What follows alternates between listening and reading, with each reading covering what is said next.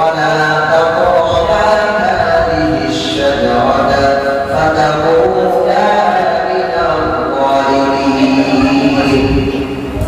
আল্লাহ কোরআনে বললেন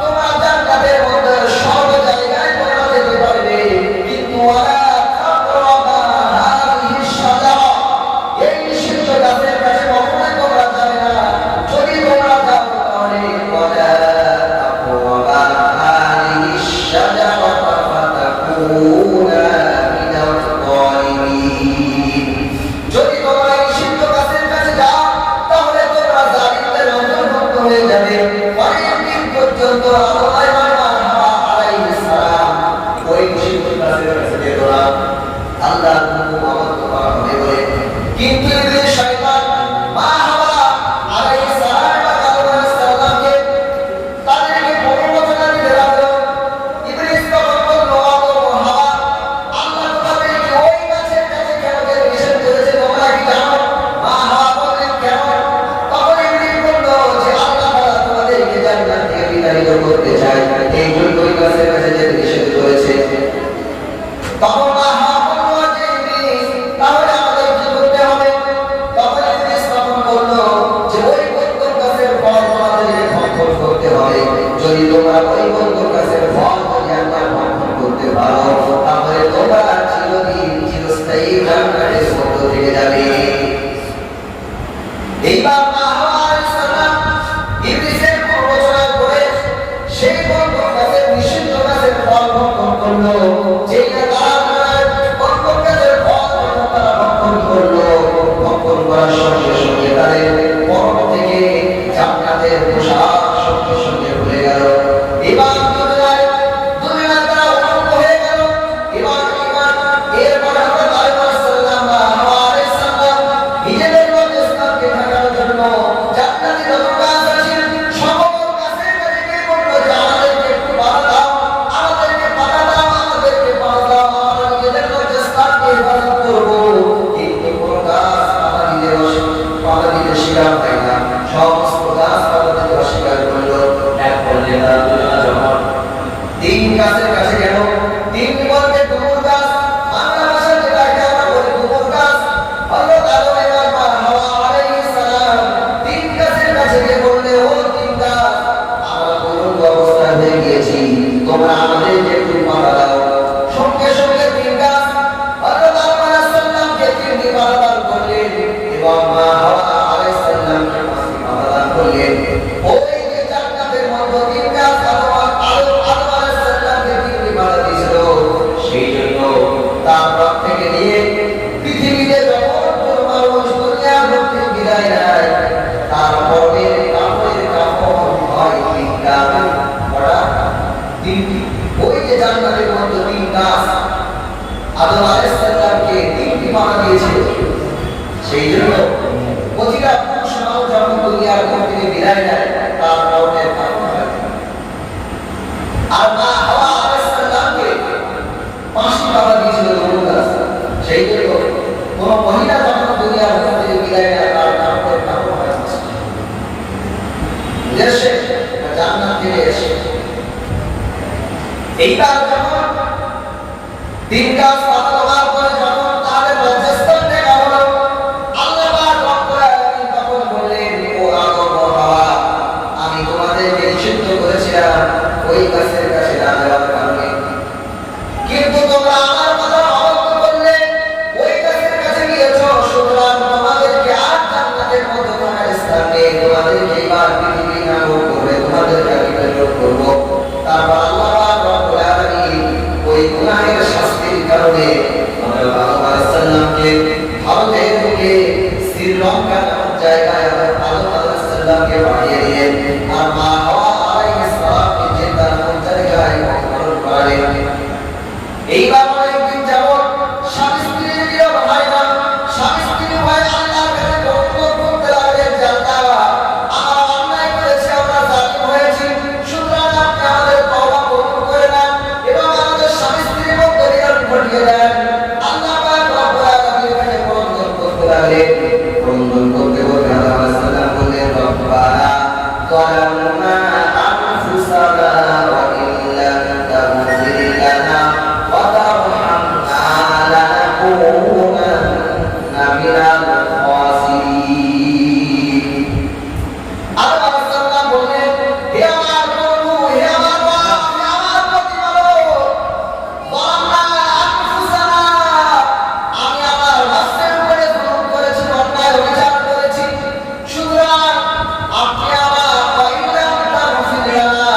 যদি আপনি আমার গুনাহগুলোকে যদি আপনি ক্ষমা না করে দেন, ওয়া তারহামনা, যদি আপনি আমাদের পরিগ্রহ না করেন, লানাকুনান্না মিনাল খাসিরিন, তাহলে আমরা দুনিয়ায় ক্ষতিগ্রস্তের মধ্যে শামিল হয়ে যাব। যখন আল্লাহ তাআলা সাল্লাম এইরকম ভাবে কেমন বিরতি করে যখন দোয়া করতে লাগলেন, আল্লাহ পাক রব্বুল আলামিনের দরিয়া শেষে গেল। তখন আল্লাহ পাক রব্বুল আলামিন তখন সঙ্গে সঙ্গে ঘোষণা করলেন যে আমি তোমার তওবা কবুল করে নিলাম। তারপরে তওবা কবুল করে নেওয়ার পরে হযরত আদম আলাইহিস সালাম আর মা হাওয়া আলাইহিস সালামকে আল্লাহ পাক রব্বুল আলামিন আরাফাতের ময়দানে মিলন ঘটিয়ে দিলেন স্বামী স্ত্রীর মধ্যে। যেই দিন হযরত আদম আলাইহিস সালামের তওবা কবুল হয়েছিল, সেই দিনটি ছিল এই আশুরার দিন। সেদিনটি আশুরার দিন ছিল। হযরত আদম আলাইহিস সালামকে যখন আল্লাহ পাক তওবা কবুল করেছিলেন, সেই দিনটি ছিল আশুরার দিন। এরকম অনেক ঘটনা এই দিনে সংঘটিত হয়েছিল। যেমন আল্লাহর নবী ইউনূস আলাইহিস সালাম তার কওমকে যখন তিনি দিনের দাওয়াত দিতে লাগলেন, তার কওমের মানুষেরা ইউনূস আলাইহিস সালামের দাওয়াত প্রত্যাখ্যান করলো যে না, আল্লাহ বলে কিছু নেই, আমরা আল্লাহকে মানি না। ইউনূস আলাইহিস সালাম যতই তাদেরকে বোঝাতে লাগলো, তারা মানতেই চাচ্ছে। লাস্ট পর্যন্ত ইউনূস আলাইহিস সালাম তার কওমকে ছেড়ে আল্লাহকে না জানিয়ে তিনি পানিয়ে চলে আসেন। পানি যখন চলে আসে, আসার পরে তিনি নদী পার হয়ে নৌকার উপরে যখন উঠে গেল, তখন প্রচন্ড আকারে বিশাল ঘূর্ণিঝড় শুরু হয়ে গেল। যখন ঘূর্ণিঝড় শুরু হলো, তখন নৌকার মাঝি বলছে যে আমি এতদিন পর্যন্ত নৌকা চালাচ্ছি, কিন্তু কোনোদিন এইরকম দুর্ঘটনার কবলে আমি পড়িনি। নিশ্চয় কোনো না কোনো গোলাম তার মালিককে না জানিয়ে আমার এই নৌকা নষ্ট হয়েছে, আমার এই নৌকার মধ্যে কোনো ভাড়ায় গোলাম এসে আমার সেই গোলাম আসার কারণে আমার এই নৌকা ডুবে যাওয়ার মতো অবস্থা। সঙ্গে সঙ্গে নৌকার মাঝে বলল, কে আছো? তার মালিককে না জানিয়ে গোলাম বেরিয়ে এসো, এক্ষুনি আমার এই নৌকা থেকে চলে যাবে। তখন সবাই হতবাক হয়ে গেল, কে আছে গোলামের? ইউনূস আলাইহিস সালাম সঙ্গে সঙ্গে স্বীকার করলেন যে আমি আমার স্রষ্টা মালিক আল্লাহকে না জানিয়ে আমি বেরিয়ে চলে এসেছি, সুতরাং আমি হলাম সেই পাহাড়ের গোলাম। সঙ্গে সঙ্গে নৌকার মাঝি বলল যে তোমার জন্য এতগুলো যাত্রী আমি ঢুকতে দিতে পারি না, সুতরাং তুমি এক্ষুনি নৌকা থেকে রেখে দাও। গভীর সমুদ্রের মধ্যবর্তী স্থানে, সেখানে নানার কোনো পরিস্থিতি নেই। ইউনূস আলাইহিস সালাম নামতে যাচ্ছেন। সকল মানুষেরা তখন ইউনূস আলাইহিস সালামকে হয়ে নৌকা থেকে নিচে ফেলে দিলেন। যেই নামাতে ইউনূস আলাইহিস সালামকে নদীতে ফেলে দিলেন, আল্লাহ পাক রব্বুল আলামিন সঙ্গে সঙ্গে সমুদ্রের একটি মাছকে হুকুম করলেন, আমার নবী ইউনূস আলাইহিস সালামকে তারা নৌকা থেকে ফেলে দিয়েছে, সুতরাং এক্ষুনি গিয়ে তুমি আমার নবী ইউনূসকে নিয়ে নাও। সঙ্গে সঙ্গে মাছ চলে আসলো, বিশাল আকারের মাছ। মাছ এসে হাত তুললো, সঙ্গে সঙ্গে ইউনূস আলাইহিস সালাম মাটির পেটের মধ্যে চলে গেলেন। আল্লাহ রাব্বুল আলামিন বললেন, ও মাছ, আমি তোমাকে আমার নবী ইউনূসকে তোমার পেটের মধ্যে জায়গা দিয়েছি, কিন্তু খবরদার আমার নবী ইউনূসকে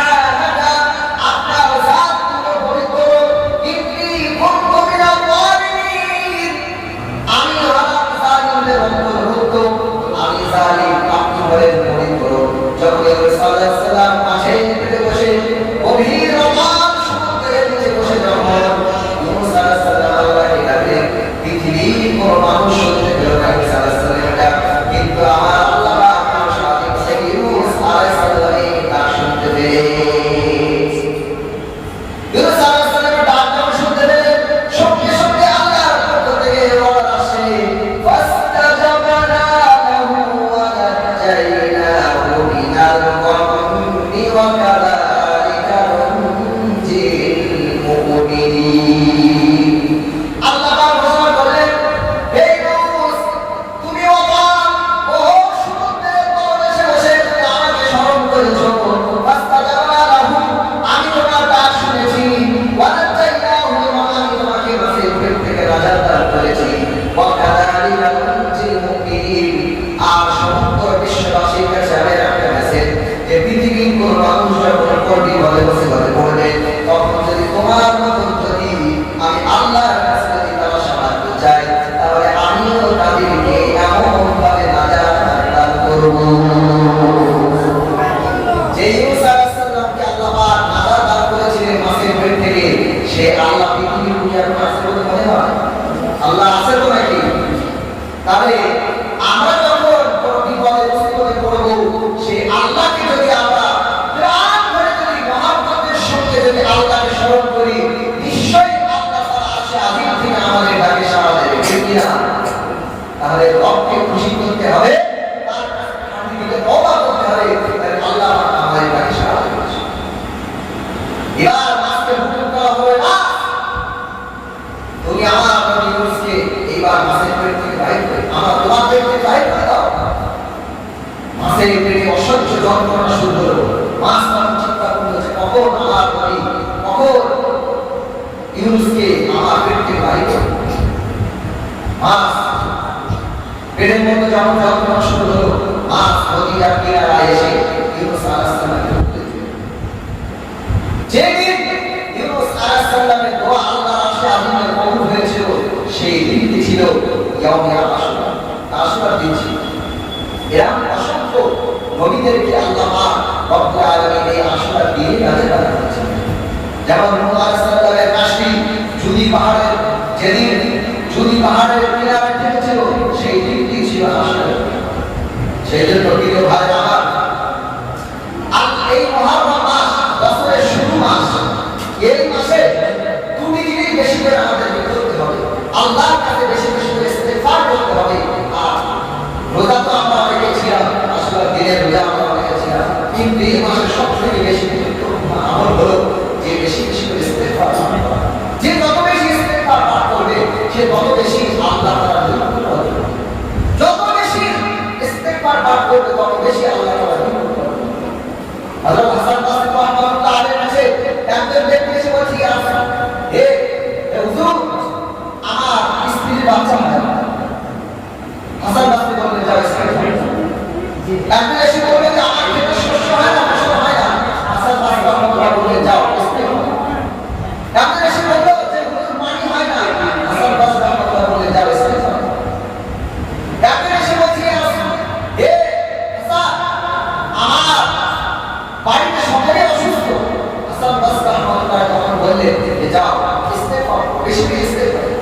একজন ব্যক্তি ওখানে বসেছিল, সে বলল, হুজুর, যে ব্যক্তি আপনার কাছে কোনো মুসিবতের শিকার করতে আসে, আপনি তাকে ইস্তেগফারের সবক দিচ্ছেন না? বলছে, আরে পাগল, ইস্তেগফারের সবক তো আমি দেই নাই, আল্লাহ পাক তো স্বয়ং নিজে দিয়েছে। আল্লাহ পাক বলেছেন, তোমার সন্তান হয় না, ইস্তেগফার করো।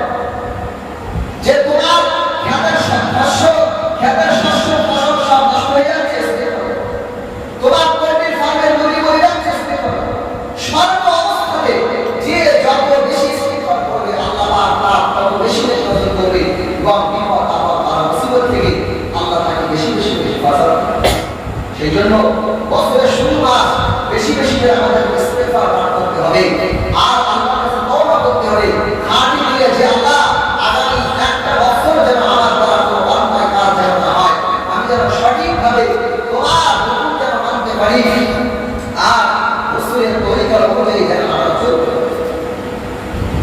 পয়গম্বর মুসা আলাইহিস সালামের জামানায় একবার খরা দেখা দিল, মিশরের জমিনে কোনো বৃষ্টি হচ্ছে না। মুসা আলাইহিস সালাম তার কওমদের কওমদেরকে নিয়ে ফাঁকা মাঠে চলে গেলেন। সেখানে যাওয়ার পরে আল্লাহর কাছে তার কওমের মানুষদেরকে নিয়ে আল্লাহর কাছে দোয়া করছেন যে আল্লাহ, মিশরের জমিনে কোনো বৃষ্টি নাই, ফসল ফলাদি নাই, আপনি আমাদের উপর আপনার রহমতের বৃষ্টি বর্ষণ করুন। যত বেশি মুসা আলাইহিস সালাম তার কওমকে নিয়ে দোয়া করছে, আসমানের সমুদ্রের রৌদ্র তাপ আরো বেড়ে যাচ্ছে। মুসা আলাইহিস সালাম বললেন যে আল্লাহ, কি ব্যাপার, আমরা তোমার কাছে কোনো মানুষ দোয়া করছি আর দোয়া কবুল হওয়ার দূরের কথা, আসমানের সূর্যের তাপ আরো প্রবল হচ্ছে, ব্যাপার কি? আল্লাহ পাক রব্বুল আলামিন সঙ্গে সঙ্গে বললেন, মুসা, তুমি যে সমস্ত মানুষদেরকে দোয়া করছো, ওই মানুষের মতো একটা মানুষ এমন আছে, একটা বান্দা আমার এমন আছে যে 40টি বছর ধরে আমার নাফরমানি করছে, জিনার কাজ করে। ওই মানুষের মধ্যে একজন জিনাকারী আছে, যতক্ষণ পর্যন্ত ওই আমার গুনাহগার বান্দা ওই 40 থেকে না উঠে ততক্ষণ পর্যন্ত আসমান থেকে এক ফোঁটা বৃষ্টি নামবে না। পয়গম্বর মুসা আলাইহিস সালাম এইবার জানালি বিজারে ভাষণ দিয়ে বলছেন যে আল্লাহর নাফরমান বান্দা, এক্ষুনি এই মজলিস ছেড়ে চলে যাও, তোমার কারণে আমরা বৃষ্টি পাচ্ছি না, তুমি যতক্ষণ পর্যন্ত ময়দান ছেড়ে যাওয়া যাবে আল্লাহ পাক বলেছে বৃষ্টি দেবে না। সঙ্গে সঙ্গে যখন এই ওয়াজ যখন মুসা আলাইহিস সালামের পক্ষ থেকে আসলো, সেই জায়গায় ব্যক্তি তখন তার দিলের মধ্যে আফসোস হলো যে আজ এত 40 বছর ধরে আমি আল্লাহর নাফরমানি করছি, কিন্তু আল্লাহ কোনদিন পর্যন্ত তুমি মানুষের সামনে আমার বেইজ্জতি করনি। আমার গুনাহের কথা আমার আব্বা জানে না, আমার গুনাহের কথা আমার মা জানে না, আমার গুনাহের কথা আমার স্ত্রী জানে না, আমার গুনাহের কথা আমার সন্তান নিজেও জানে না। আজ এত হাজার হাজার মানুষের সামনে কেন তুমি আমাকে বেইজ্জতি করতে চাও? আল্লাহ, আমি আজকের দিনে তোমার কাছে খাঁটি দিয়ে তওবা করলাম যে আমি আল্লাহ আর জীবনে কোনোদিনই অন্যায় কাজ করব না। আল্লাহ, তুমি আমাকে এতগুলো মানুষের সামনে বেইজ্জতি করো না, তুমি আমার তওবাকে কবুল করে নাও। সেই বান্দা যখন মন থেকে যখন খাঁটি দিয়ে যখন আল্লাহর কাছে কামনা করা শুরু করলো, সঙ্গে সঙ্গে গোটা মিশরের আকাশটা কালো মেঘাচ্ছন্ন হয়ে গেল। কয়েক সেকেন্ডের মধ্যে আসমান থেকে মুষলধারে বৃষ্টি পড়া শুরু হলো। পয়গম্বর মুসা আলাইহিস সালাম বললেন যে আল্লাহ, কি ব্যাপার, এখনো পর্যন্ত কোনো মানুষ এই মজলিস ছেড়ে এখনো বেরোয়, আবার তোমার রহমতের বৃষ্টি পড়া শুরু হলো। আল্লাহ পাক রব্বুল আলামিন তখন বললেন, ও মুসা, যে বান্দার কারণে আমি বলেছিলাম বৃষ্টি দিব না, সে আমার কাছে তওবা করে খাঁটি দিলে, তাহলে সেই যেন কোন গুনার কাজ করলো না। যে বান্দা খাঁটি দিয়ে আল্লাহর কাছে তওবা করে, সেই বান্দা যেন কোন গুনার কাজ করলো না। আল্লাহ রাসূল সাল্লাল্লাহু আলাইহি ওয়াসাল্লাম বলেন, যখন আল্লাহর কোন বান্দা বান্দি জাহান্নামের শাস্তির ভয়ে, আল্লাহর আযাবের ভয়ে যখন কোন বান্দা বান্দির শরীরটা কম্পন দিয়ে ওঠে, সেই বান্দা বান্দির গুনাহগুলো তার আমলনামা থেকে এমন ভাবে ঝরে পড়ে যায়, যেন একটি গাছ থেকে শুকনো পাতা যেমন ভাবে ঝরে যায়, ঠিক অনুরূপ ভাবে সেই বান্দা বান্দির আমলনামা থেকে গুনাহগুলো তেমন ভাবে ঝরে পড়ে যায়। তাহলে আমাদের সকলকে খাঁটি দিলে আল্লাহর কাছে তওবা করতে হবে। আল্লাহর কাছে তওবা ছাড়া দুনিয়া সুন্দর হবে না, আখিরাত সুন্দর হবে। পৃথিবীর জমিনে যদি ঘরে আগুন লাগে, সেই ঘরের আগুন নিভাতে গেলে পুকুরের পানি লাগে, টিউবওয়েলের পানি লাগে, ঠিক অনুরূপ ভাবে আমার আপনার যদি গুনাহের কারণে যদি আমাদের কবরের মধ্যে জাহান্নামের আগুন জ্বলে যায়, তাহলে দুনিয়ার কোনো পানি সেই আগুন নিভাতে পারে না। সেই পানি একমাত্র নিভানোর ক্ষমতা রাখে হলো চোখের পানি। কবরের আগুন, জাহান্নামের আগুন নিভানোর ক্ষমতা রাখে একমাত্র চোখের পানি। আজ আমাদের চোখের পানি শেষ হয়ে যাচ্ছে, হাত তুললে চোখে পানি আসে না। এর মূল কারণ হলো যে আমাদের গুনাহ করে করে আমাদের দিল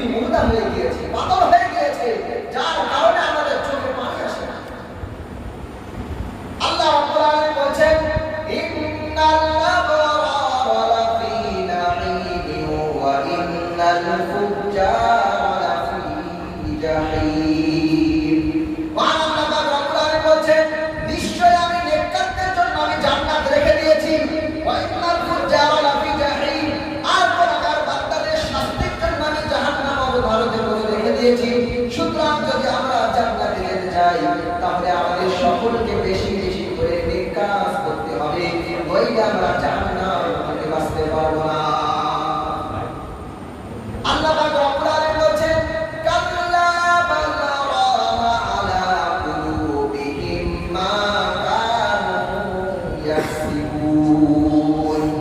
আল্লাহ পাক রব্বুল আলামিন বলেন, যখন কোনো বান্দা একটা গুনাহ কাজ করে তার অন্তরের উপরে একটা কালো রেখা পড়ে যায়, একটা কালো স্পট পড়ে যায়।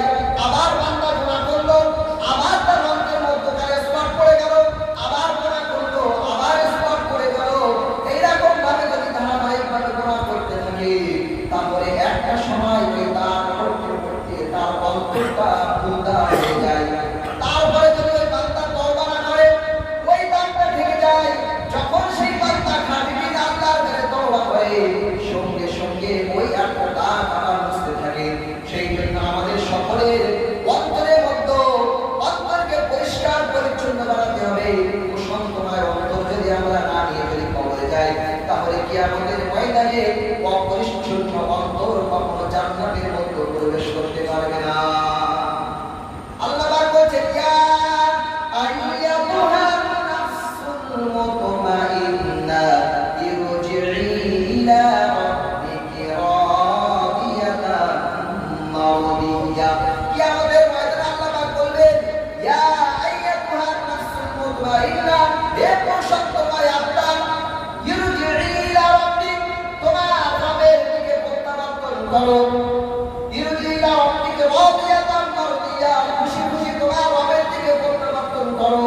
ফি ফাদখুলি ফি ইবাদি, অর্পণ আমার বান্দাদের অন্তর্ভুক্ত হয়ে যাও। ওয়াদখুলি জান্নাতি, তারপরে তোমরা আমার জান্নাতের মধ্যে প্রবেশ করো। মানে জান্নাতের মধ্যে প্রবেশ করতে গেলে আমাদেরকে প্রশান্তময় পরিষ্কার পরিচ্ছন্ন অন্তর আমাদের দরকার। পরিষ্কার পরিচ্ছন্ন অন্তর যদি না হয় তাহলে আমরা জান্নাতের মধ্যে প্রবেশ করব না। আল্লাহ পাক বলেন, ইয়াউমা লা ইয়ানফাউ মালুন ওয়ালা বানুনা ইল্লা মান আতাল্লাহা বিকলবিন সালিম। আল্লাহ পাক বলেন, কিয়ামতের মহাময়দানে কঠিন দিনে তোমার দুনিয়ার ঘরবাড়ি, দুনিয়ার কোনো জায়গা জমি কোনো কিছুই তোমার কাজে আসবে না। কি সেদিন কাজে আসবে? আল্লাহ পাক বলেন, ইল্লা মান আতাল্লাহ, যে ব্যক্তি আল্লাহর কাছে যাবে, কলবিন সালিম, যে ব্যক্তি পরিষ্কার পরিচ্ছন্ন অন্তর নিয়ে আসতে পারবে। ওই পরিষ্কার পরিচ্ছন্ন অন্তর আমার দরকার। দুনিয়ার কোনো ধন সম্পদ, দুনিয়ার কোনো সন্তানাদি, তোমার স্ত্রীর সন্তানাদি, দুনিয়ার কোনো টাকা পয়সা আমার কোনো কাজে আসবে না। আমি চাই শুধু প্রশান্তময় পরিষ্কার পরিচ্ছন্ন একটি আত্মা আমি চাই। এই পরিষ্কার পরিচ্ছন্ন আত্মা যদি আমরা না নিতে পারি তাহলে আল্লাহ পাক আমাদের এই আত্মা পরিষ্কার করার জন্য জান্নাতে জাহান্নামের মধ্যে আগুন দিয়ে ঝালাই করবে। যেমন আমাদের দাঁত, ছুরি, কোদাল জং পড়ে গেলে যেমন আমরা কামারের বাড়ি নিয়ে যাই, কামারের বাড়ি নিয়ে যাওয়ার পরে যখন কামার হাট্টির মধ্যে যখন কয়লার মধ্যে যখন ঢুকিয়ে যখন বাড়ি মারে পরিষ্কার করে যখন ধার স্বচ্ছ ধারওয়ালা বানিয়ে দেয়, ঠিক অনুরূপ ভাবে আমরা যদি এরকম অপরিষ্কার অপরিচ্ছন্ন অন্তর যদি আমরা নিয়ে যাই তাহলে আল্লাহ পাক রব্বুল আলামিন আমাদেরকেও সেই জাহান্নামের আগুনের মধ্যে ফেলে পরিষ্কার করবে। পরিষ্কার করার পরে যখন পুরোপুরি পরিষ্কার হয়ে যাবে তারপরে সেই মানুষকে বার করে আবে হায়াতের মধ্যে গোসল করিয়ে তারপরে জান্নাতে প্রবেশ করাবে। তাহলে আমাদের এই দুনিয়া থেকে পরিষ্কার পরিচ্ছন্ন অন্তর নিয়ে আমাদেরকে যেতে হবে। তাই ভারবার মাস, তওবার মাস, বেশি বেশি করে আমরা সবাই আল্লাহর কাছে তওবা করি যে আল্লাহ যেন আমাদের আগামী 1 বছর যেন আমরা তার হুকুম, তার রাসূলের তরিকা অনুযায়ী যেন আমরা চলতে পারি।